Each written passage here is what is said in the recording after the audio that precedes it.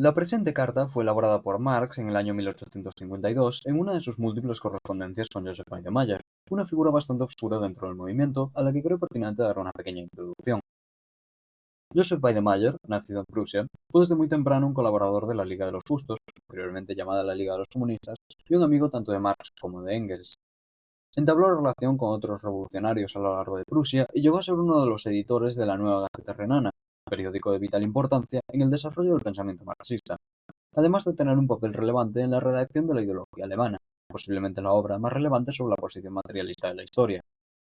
Emigraría en 1851, un año antes de recibir esta carta, a Estados Unidos, donde ejerció de periodista, publicando obras en la revista La Revolución, de un valor tan relevante como el 18º Brumario de Luis Bonaparte, además de ser un miembro clave en la fundación de la Liga de los Trabajadores Norteamericana.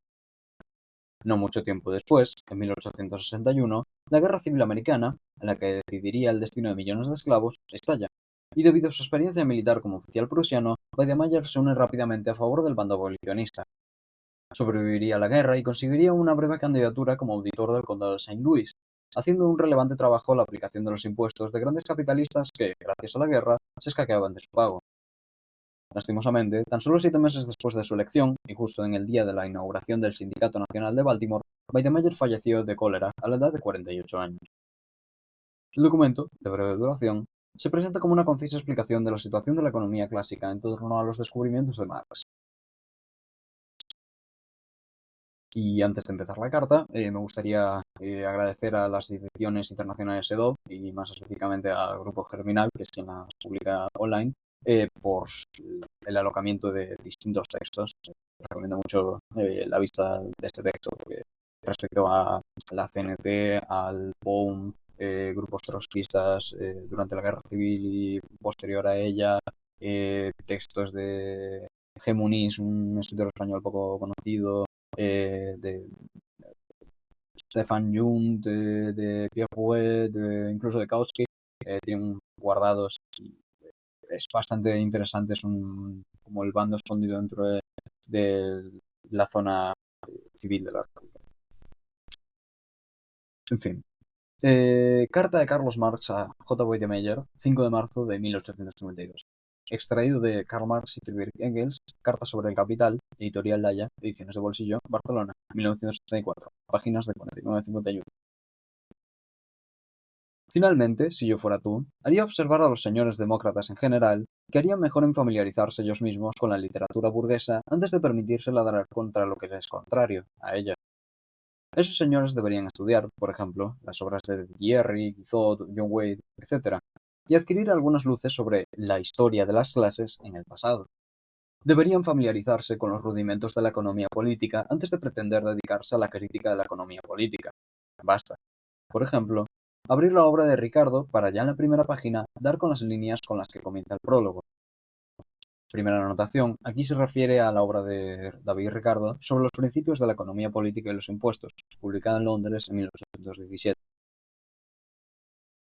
El producto de la tierra, todo lo que se deriva de la superficie mediante la aplicación conjugada del trabajo, las máquinas y el capital, se distribuye entre tres clases de la sociedad, a saber, el propietario del suelo, el poseedor de los capitales necesarios para su cultivo y los trabajadores mediante cuyo trabajo se cultiva ese suelo. ¿Hasta qué punto la sociedad burguesa en los Estados Unidos está aún a falta de la necesaria madurez para hacerle sensible y comprensible la lucha de clases? Es lo que presenta de la forma más estruendosa T.H. Carey, de Filadelfia, el único economista importante de América del Norte. Ataca a Ricardo, el representante, el intérprete clásico de la burguesía y adversario más estoico del proletariado, como un hombre cuyas obras servirían de arsenal a los anarquistas, a los socialistas y a todos los enemigos del orden burgués. Y no solo a él, sino también a Malthus, Mill, Say, Torrens, Wakefield, Maculo, Senior, Waldie, R. James y un largo etcétera. A todos estos jefes de fila de ciencia económica en Europa les acusa de desgarrar la sociedad y de preparar la guerra civil, demostrando que las bases económicas de las distintas clases sociales no pueden sino despertar entre ellas un antagonismo necesario y continuamente progresivo.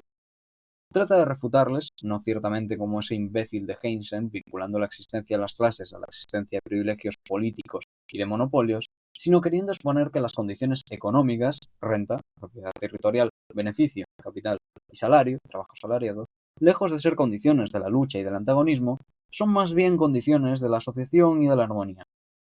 solo consigue, naturalmente, probar que las relaciones todavía incompletamente desarrolladas de los Estados Unidos representan a sus ojos relaciones normales.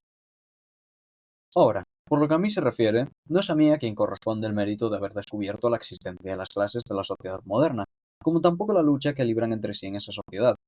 Historiadores burgueses habían expuesto mucho antes que yo la evolución económica e histórica de esas luchas de clases, y economistas burgueses habían descrito su autonomía económica. Lo que yo he aportado de nuevo es, primero, demostrar que la existencia de las clases no está vinculada más que a esas fases históricas determinadas del desarrollo de la producción. Segundo, que la lucha de clases lleva necesariamente a la dictadura del proletariado. Tercero, que esa misma dictadura no representa más que la transición hacia la abolición de todas las clases y hacia una sociedad sin clases. Tontos ignorantes, como Heinsen, que solo niegan la lucha de clases, sino la existencia misma de esas clases, muestran tan solo que, a pesar de toda su baba sanguinolienta, de sus aullidos, que quieren hacerse pasar por declaraciones humanistas, apoyan las condiciones sociales en las que la burguesía robustece su dominio por el resultado final, para el nec plus ultra de la historia. Prueban que no son más que criados de la burguesía, una servidumbre tanto más repugnante cuanto que estos cretinos comprenden menos la magnitud y la necesidad pasajera de ese mismo régimen burgués.